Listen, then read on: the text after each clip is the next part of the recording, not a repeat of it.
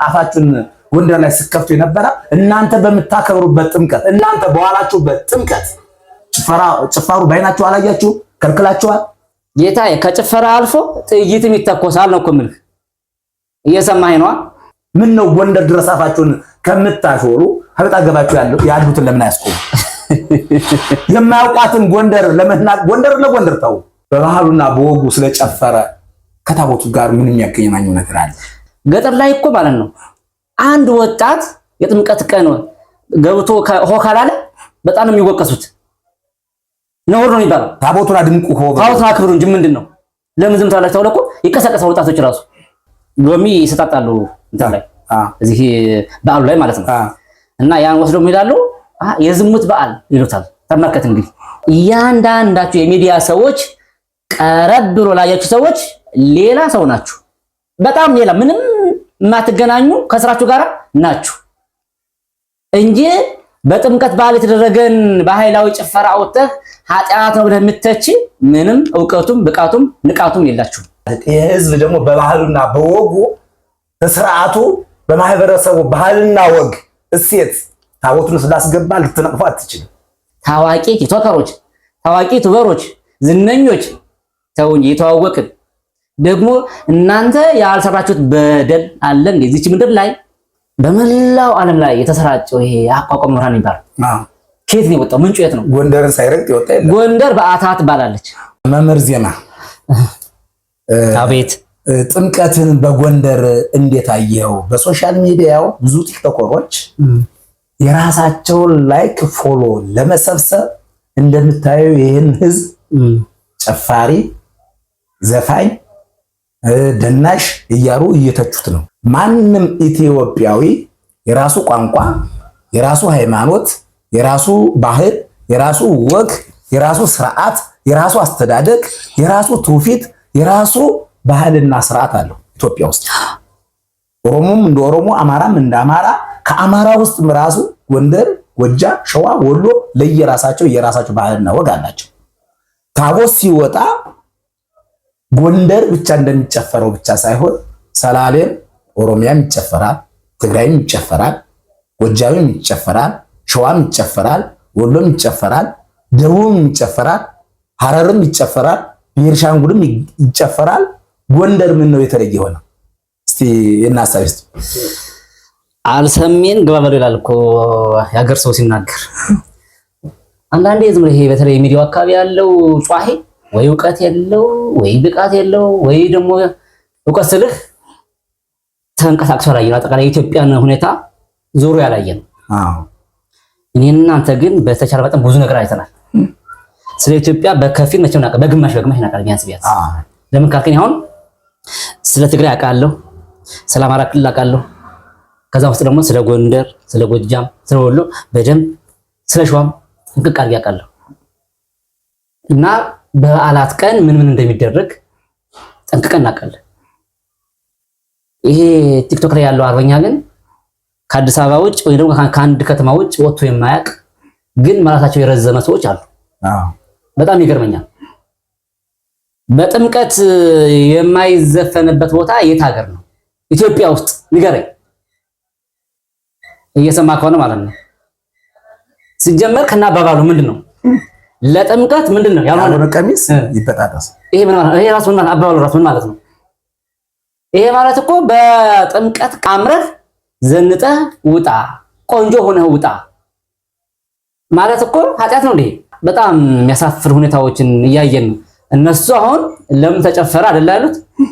ጌታዬ ከጭፈራ አልፎ ጥይትም ይተኮሳል ነው እኮ የምልህ። እየሰማኸኝ ነው? በተለይ ይሄ በአማራ ክልል አካባቢ የትኛውም ይሄ እኮ የፍቅር እኮ ነው በነገራችን። ለታቦት ተብሎ የሚተኮስ ታዲያ ልክ ታቦት ሲገባ የደስታ ጥይት ይተኮሳል እና ይሄ ኃጢአት ነው። ቢገርም ዝላይ ምን ነው ኃይል ወጋው ሽቦ እያለ ሀገር የለ ሰው አልሰጥም አለ እያለ ስለ ሀገር ክብር እየሸለሉ ሀገራችን የሚያስከብሩ ወጣቶች እንዴ! በተለይ የሚገርምህ እንትን አካባቢ ልንገር፣ ዋርላ ይባል አካባቢ ዛሬ ያየሁት ነበር። ገና ተክለይና ፈረስ ይዘጋጃል፣ ፈረስ ይጋለባል፣ ጥይት ይተኮሳል። በጣም ጉድ ነው። በቃ ጥምቀት ላይ ማለት ነው። እንደዚህ መሸብሸብ ነው ብቻ ነው እምነት የሚሆነው እና በጣም ልክ አይደላችሁም። አግባብ አይደለም። አነጋገራችሁ፣ አካሄዳችሁ ሁሉ በጣም የሚዘገን ነው። ደግሞ ጎንደር ብቻ አይደለም። በተለይ አንዳንዶቻችሁ የግል ቁርሾ ሁሉ ያላችሁ መስላችሁ ለይታችሁ ጎንደር ብቻ አስትሩ የሆነ ጥላቻ ያላችሁ ነገር ነው የሚመስለው አይደል እንዴ? አዎ በጣም ነውር ነው። እንደዚህ አይባልም። በነገራችን ላይ ደግሞ ሰብህወ በክህሎቱ ማለት ምን ማለት ነው? መዝሙረ ዳዊቱ እንደየችሎታ መስግን። አንተ ቅዳሴ ስላወቅ ትቀድሳለህ፣ ቅኔ ስለተቀኘ ትቀኛለህ፣ አቋቋም ስለተማርክ ትዘማለህ አይደለም እንዴ? ቅኔ ስለተማርክ ትዘርፋለህ። ምእመኑ ቅኔ የማያውቀው አቋቋም የማያውቀው ቅዳሴ የማይቀድሰው ምእመን ግን ምን ብሎ ነው እግዚአብሔር የሚያመሰግን? በችሎታው አይደለም፣ በሚያውቀው አይደለም። ስለዚህ እስከ መነነቶ ሜልኮን ቅድመ ታቦተ ሕግ አመዘፈነ ታቦተ ጽዮን ተማርካ ወደ ፍልስጤማውያን ከቆየች በኋላ ከምርኮ በኋላ ስትመለስ ንጉሡ ዳዊት በገናውን ይዞ መሰንቆውን ይዞ እየደረደረ በታቦተ ጽዮን ፊት ሲዘፍን ሚስቱ ሜልኮል በእሰገነት ላይ ሆና ቁልቁል አየችውና ራቆቱ ስለነበረ ሕዝብ ላይ እስከመነነ ሚስቱ እስከምትነቅ ዘፈነ።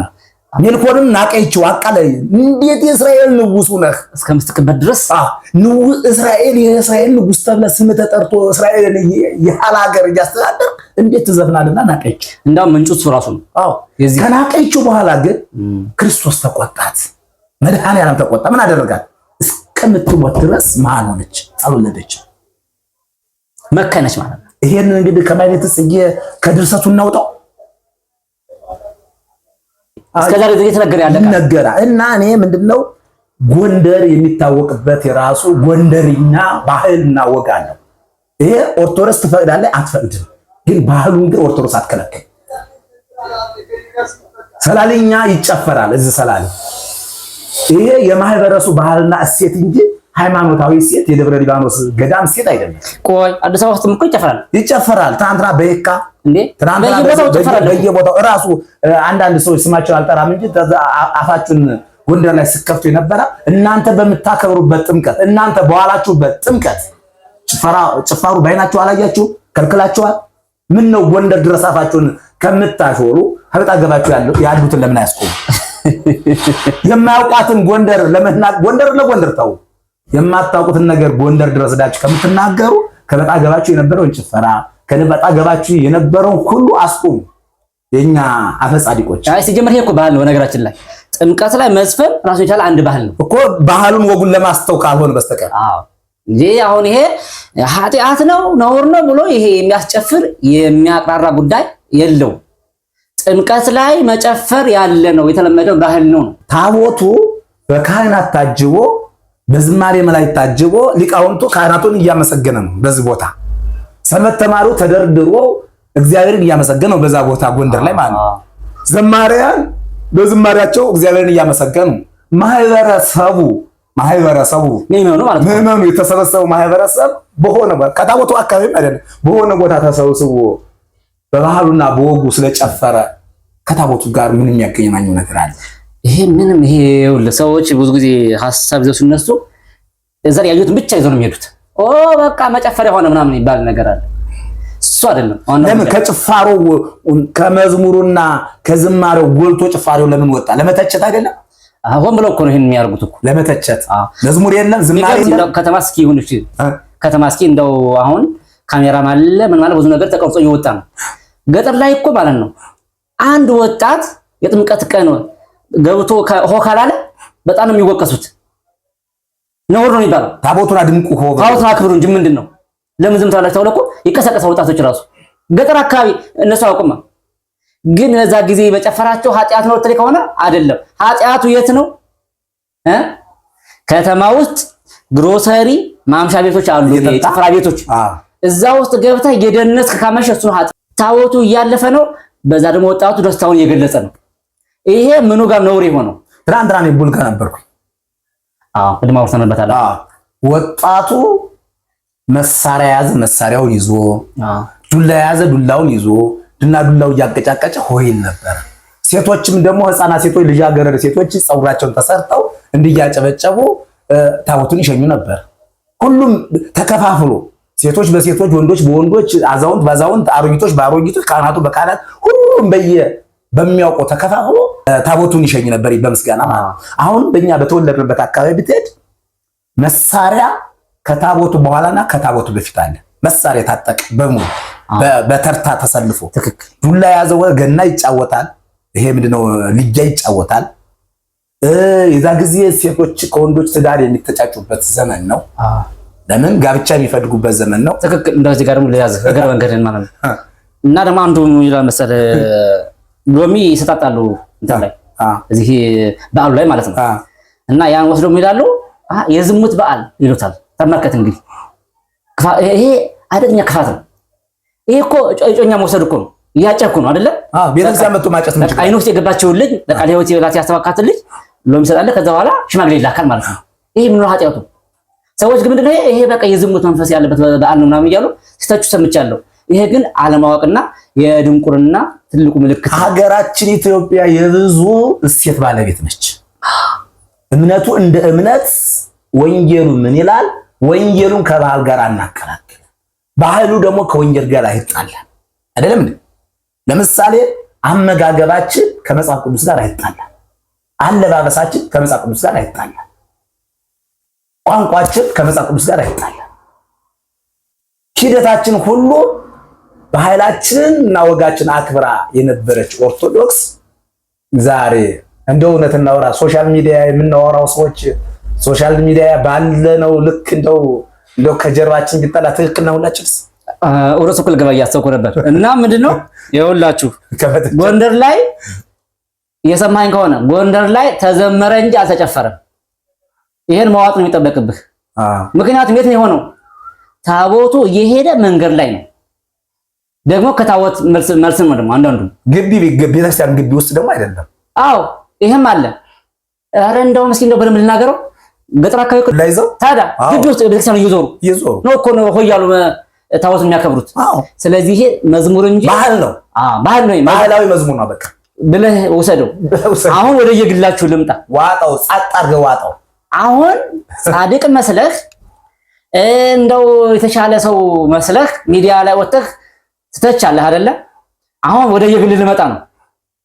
አንተ አሁን ይሄን ቪዲዮ ከሰራ በኋላ የምትሰራውን ስራ ታውቀዋለህ። ግን አናውቃችሁም እንዴ? እያንዳንዳችሁ እኮ ጀርባችሁ ቢጠና እኮ የራሱ የሆነ የገማ ታሪክ ያላችሁ እኮ ናችሁ ብዙዎቻችሁ።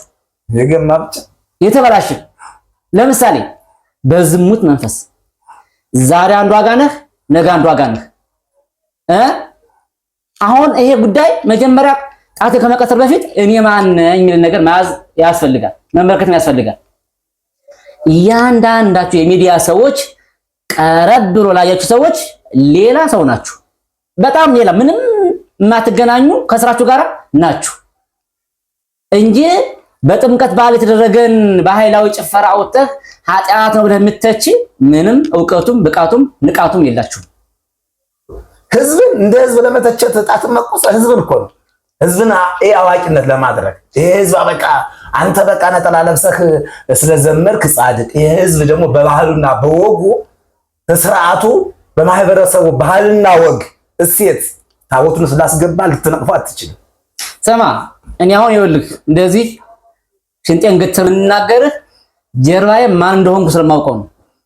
ከፈለክ ስለኔ ጀርባ ማወቅ ከፈለክ ማጥናት ትችላለህ። ማን ነኝ፣ ምንድነኝ፣ በዙሪያዬ ምን በደል ሰርቻለሁ፣ ምን አድርጌያለሁ የሚለው ነገር ደግሞ ራስህ ማጥናት ትችላለህ። እኔ ግን ስለ እያንዳንዳችሁ ደግሞ ማውቀው ታሪክ አለ። ስለነማን? ስለ ሚዲያ ሰዎች፣ አብሶ ደግሞ ስለ ታዋቂዎች፣ ታዋቂ ቲክቶከሮች፣ ታዋቂ ዩቲዩበሮች፣ ዝነኞች ተውኝ የተዋወቅን ደግሞ እናንተ ያልሰራችሁት በደል አለ እንደዚች ምድር ላይ ተውኝ አናወጣ ሁሉን ነገር። ስለዚህ እንደናንተ ያለ ሰው ደፍሮ ጥምቀት ላይ የተጨፈረን ጭፈራ ኃጢአት ነው ብለህ ልተቻችልም። መጀመሪያ ራስን አንጻ፣ ራስን አጽዳ። የኔ መልእክት ሲጀመር ይኸውልህ ጎንደር እኮ እኔም አንተ በትውልድ እኔ በትምህርት እናቀታለን። በየትኛው ትምህርት? በአብነት ትምህርት፣ በቆሎ ትምህርት ቤት ማለት ነው። እሺ በመላው ዓለም ላይ የተሰራጨው ይሄ አቋቋም መርሃን ይባላል። ከየት ነው የወጣው? ምንጩ የት ነው? ጎንደርን ሳይረግጥ ይወጣ የለም። ጎንደር በአታ ትባላለች። አሁን በዓለም ላይ ሰፍቶ ያለው እንደዚህ አእምሮ አብቦ የምታዩት በየአጥያው በየቤተክርስቲያኑ ያለው መምህራን ሊቃውንት ሁሉ እንዳው ከየት ነው የሚገኘው ሁሉ ካላችሁ ጎንደር በአታ ማዕከላዊ ጎንደር በአታ ትባላለች። የዚህ ምንጭ ቦታ ናት ጎንደር ማለት። አውሰ ደግሞ ማዕከላዊ ጎንደር ትለያለች። ሁሉም ከትግራይ ሄዶ ከየትም ሄዶ ባይተሙ ዘው የሚወጣው የትኛው ነው? ወይ ደግሞ የዲግሪ ወረቀቱ ዘው የሚወጣው ከየት ነው? ከጎንደር በአታ። ያቋቋሙ ጎንደር በአታ ለማርያም ታስመሰክርበታለህ። ድዋውን ደቡብ ጎንደር ቤተልሔም ታስመሰክርበታለህ። ዝማሬ መዋሱትን ደቡብ ጎንደር ዙራምባ ገዳም አስመስክረት ወጣ። ይሄን ደግሞ ምን እኛ ለምንናገረው ሊቃውንት ራሱ የሚመሰክረው ነገር ሁሉም ሊቃውንት በዚህ መልክ ነው የሚመጣው። ስለዚህ ሲባል ደግሞ የት ነው? ጎጃም ብዙ ይሄንን እሴት የጎንደር ሊቃውንት ጠፍቷቸው ልታስተምራቸው ይሄ የጎንደር ሊቃውንት ጠፍቶት ነው። አንተ ባህል ነው ደግሞ ጀመረ ነው ነገራችን ላይ እንዳው ብቻ አሁን ከተማ ውስጥ አለ አይደለ? ብዙ ጊዜ የሰንበት ትምህርት ቤት ስላሉ ብዙውን ቦታ እነሱ ስለሚይዙት ነው እንጂ ማለት ነው። በፊት እኮ ታውቃለህ ወጣቱ እንደዚህ ሆ ካላለ በዓል ሁሉ ይከበር አይመስለኝም ነበር። የሚገርም ነገር በተለይ ይሄ ገጠር አካባቢ ያደርግ ሰው ከሆንክ በቃ ትዝ የሚልህ ይሄ ወጣቱ ሆታ በቃ አርግዶ ነው ታቦቱን አድምቆ የሚያስነሳ። ልክ ጥምቀት ላይ ያለ አይደለ? በቃ ወጣቱ ወጥቶ አላባሱም ይለያል፣ ጎፈሩን ያበጥራል፣ የተለያየ አልባሳት ለብሶ ሆ ያለ ታቦቱን ሲያከብር በቃ እኔ ነው ጥምቀት የሚመስል። አሁን በነገራችን ላይ ይሄ ሆታው ነው የኢትዮጵያ ኦርቶዶክስ ተዋሕዶ የመጀመሪያው ታቦትን ሲያነግስ የነበረው የአሁኖቹ ሰንበት ተማሪዎች ናቸው። የአሁኑ ሰንበት ተማሪ እኮ ከዘመናት ጋር አባቶቻችን አሁን በቅርብ ጊዜ ነው ሰንበት ትምህርት ቤት ተመዘገ ከሰኛ ነው ሊያንሳና ከዘማሪያኑ በፊት የማይበረሰኑ ታቦት እያደመቀ ለተመጣው ማን ነው? እንደውም ቢገርምህ አንድ ጣሊያን ነው አለ ድሮ ነጮች ቢመጡና ኢትዮጵያን ይሰልሉ ነበር ይባላል። ሲሰልሉ እና የማይበረሰብ ታቦቱን ሲያነግስ ሲያወጣ ስለ ሀገሩ የሆነ ቋንቋ በኦሮሞኛም በአማርኛም በትግረኛም ስለ ሀገሩ አገር የለሰው አልሰጥም አለ እያለ ስለ ሀገሩ ያወራል። ይሄ ምን ማለት ነው ብለው ፈረንጆች ይዘግባሉ። አገር የለሰው አልሰጥም። ለካ ኢትዮጵያን ለመውረድ የሚመጣው ሁሉ ወኔ ኢትዮጵያ መውረር እንደማይቻል አየህ። ሁሉም ማህበረሰብ ሀገሩ እንደማይደራደር ያው የሚጨፈረው መቼ ነው? ይሄ ሆይ ባል መቼ ነው? በበዓሉ ቀን ጥምቀት ቀን ነው ወይ ደግሞ በአንድ ንግስ ቀን ብቻ ነው። ግን ኃጢአቱ ምንድነው? የቱ ጋር ነው ነውር የሚሆነው ካላችሁ ግን እና ልንገርሃው ተከሩ ተናጋሪዎቹ ጥምቀትን ሰበብ አድርገህ ከጥምቀት ምሽት በኋላ በጥምቀት ቀን በየጭፈራ ቤት እየገባህ የምታስጨፍር እሱ ነው ኃጢአቱ። እዛ ከሴቶች ጋር ስትዳራ የምታድር የምትውል የተለያዩ ትምህርቶች የምትሰራው የዛ ጊዜ ነው ኃጢአትና ነውር የሚሆነው የታይ እንጂ ታቦትን ለማክበር ለመሆ ተባለ ብለህ እየየምትል ከሆነ በደንብ አልቀስበት ቀጥልበት። ሌላ ምን ማለት እና ይሄንን በጣም አይጭ ተናድጄ ነበረ። ስለዚህ ይሄንን ከጓደኛዬ ጋር አብረን ሰርተናል። ማንም ጥያቄና መልስ በእኛ ላይ ማምጣት ይችላል። ይሄ ደግሞ ይኸውልህ ይሄ ደግሞ የጎንደር ብቻ ሳይሆን አጠቃላይ የምን ለኢትዮጵያ ባህል ነው። የኢትዮጵያ ባህል ነው። ሁሉም ጋር ነው። የጎንደር ብቻ አንልም። ጎጃምም ታቦት የሚያስገቡት ቦታ በድልታ ነው። ጎንደርም እንደዛው ነው። ሸዋም እንደ ወሎም ትግራይም እንደዛ ነው። ኦሮሚያም እንደዛ ነው። የካህናቱና የሰንበት ተማሪዎች እንኳን አወጡት። አየህ አንድ ነጠላ መሃል አሁን እዚህ ነጠላ መሃል ነጭ ነጠላ ብትለብስ ከዛ ላይ አንዲት ቆሻሻ ቆንጨ ብትል ጥቋን ነጥሎ ማውጣት እኮ ነው። አሁን ይሄ ጎንደርን ለነሱ ጥቁር አይደለም ምን ጥቁር ነው ብለው ያዩት ምንድነው ጭፈራ የምትለውን ነው። መናፍቃኖችም እኮ በእኛ ቤት ሲሆን እንደ ጭፈራ ቆጠሩበት እንጂ በእነሱ ቤት እንግዲህ አይተዋለ ከዳር ዳር እንዴት እንደሚዘለል ደግሞ ስማ። ለምሳሌ አሁን እንደው ባጭሩ ብናነሳው እና ያሁን ጭፈራ ጨፈረው የጎንደር ልጅ ብቻ ነው ከሌላ ቦታ አይደለም እንዴ? እንደውስ በየዓመቱ ጥምቀትን በጎንደር እየተባለ ወደ ጎንደር የሚጓዘው ህዝብ ቁጥር አለው እንዴ? ያው ሁሉ ቁራ ወራን የራያ ጭፈራ እናሳያለን። ራያ እናሳያለን እና የጎጃምን የደብረ ማርቆስ የፍኖተ ሰላም እናሳያለን። የባህር ዳር እናሳያለን። የሰላሌን እናሳያለን። ከዚህ አዲስ አበባን እናሳያለን። የሐዋሳን እናሳያለን። የዚህ ጉራጌ ክልል ያለውን እናሳያለን። ምንጃር ውስጥ ያለውን ሸዋ ውስጥ ያለውን እናሳያለን። ይሄ ጥንታዊ ባህላችን ነውና በባህል ውስጥ ገብታችሁ ዝም ብላችሁ ባታወቁ ደስ ይለናል። ይሄ ነው እንድታውቁ ምን ፈልግ ከቻላችሁ እንደውም ሸር አድርጉልን። ይቅርታ ጠይቁ። እንደውም ይቅርታ በሉ ደግሞ ላይክ አድርጉ፣ ሸር አድርጉ። ይሄን ቪዲዮ ነግሬያችኋለሁ።